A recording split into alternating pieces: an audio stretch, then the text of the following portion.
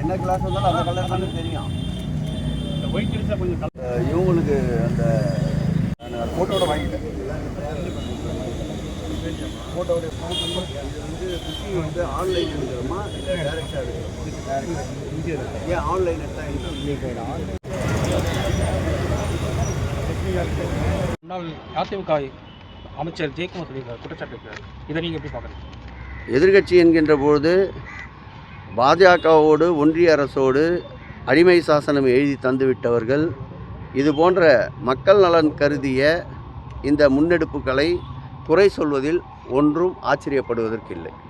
மிகு திராவிட மாடல் ஆட்சியுடைய நாயகர் தன்னை தேர்ந்தெடுத்த கொளத்தூர் தொகுதி மக்களுக்கு குறிப்பாக தாங்கள் ஈட்டுகின்ற பொருளாதாரத்தில் கல்வி மற்றும் மருத்துவம் சார்ந்த அனைத்து பயன்பாட்டிற்கும் குறைந்த அளவு கட்டணமே இல்லாத சூழலை உருவாக்குவதற்காக பல்வேறு வளர்ச்சி பணிகளை மேற்கொண்டு வருகின்றார். அந்த வகையில் இந்த மாதம் மாண்புமிகு தமிழக முதல்வர் அவர்கள் சிந்தையில் உதித்திட்ட முதல்வர் படைப்பகமும் யூபிஎஸ் தேர்வுக்கு மாணவர்களை தயார் செய்கின்ற ஒரு பயிற்சி பள்ளியையும் இந்த மாதம் 20ஆம் தேதிக்குள் துவக்கி வைக்க இருக்கின்றார்கள். அதில் ஒரே நேரத்தில் 84 பேர் அமர்ந்து பள்ளி படிப்பிற்கு உயர் படிப்பிற்கு தயாராவதற்குண்டான குளிர்சாதன வசதிகளுடன் கூடிய அறை தயாரிக்கப்பட்டு வருகின்றது.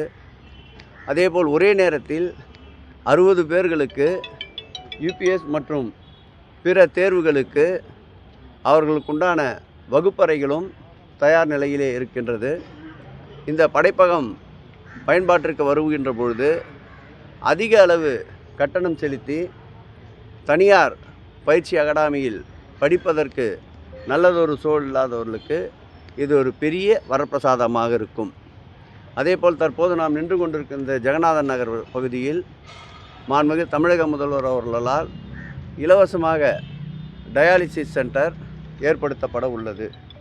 இந்த டயாலிசிஸ் சென்டர் மாத்திரம் இல்லாமல் புதிய வகையாக செயற்கை கை கால்கள் போன்றவற்றை அவர்களுடைய அன்றாட வாழ்க்கைக்கு அவர்களும் இந்த வாழ்க்கை பயணத்தில் பயணிப்பதற்கு ஏற்றாற்போல் செயற்கை கால்கள் செயற்கையான கைகள் போன்றவற்றை பொருத்துகின்ற ஒரு திட்டமும் இதில் ஏற்படுத்தப்பட்டிருக்கின்றது. அதேபோல் தற்போது மிக சிறந்த வகையில் ஒரு பிசியோதெரப்பி ஒரு யூனிட்டும் இதில் ஏற்படுத்தப்பட உள்ளது. இவை அனைத்துமே மிக மிக குறைந்த கட்டணங்களில் இதை செயல்பாட்டிற்கு கொண்டு வர மாண்புமிகு தமிழக முதல்வர் அவர்கள் ஏற்பாடு செய்திருக்கின்றார். இந்த டயாலிசிஸ் சென்டரும் அடுத்த மாதம் முதல் வாரத்தில் மக்கள் பயன்பாட்டிற்கு அளிக்கப்படும். ஒட்டுமொத்தமாக கொளத்தூர் தொகுதியை பொறுத்தளவில் வறுமை கோட்டிற்கு கீழே வசிக்கின்ற மக்கள், நடுத்தர மக்கள் அவர்களுடைய கல்வி தேவை மற்றும் மருத்துவ தேவைக்கு கட்டணம் அதிகமாக செலுத்தி அந்த பயன்பெறுகின்ற நிலையிலே இல்லாதவர்களுக்கு பேருதவி புரிவதற்காக இது போன்ற திட்டங்களை கொண்டு வந்திருக்கின்றார்.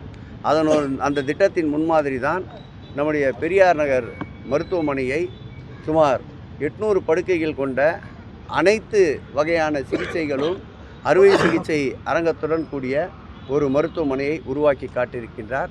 ஒட்டுமொத்தமாக தன்னிறைவு அடைந்த ஒரு தொகுதியாக இந்த தொகுதியை மாற்றுவதற்குண்டான அனைத்து பணிகளையும் மாண்புமிகு முதலமைச்சர் அவர்கள் மேற்கொண்டு வருகின்றார்.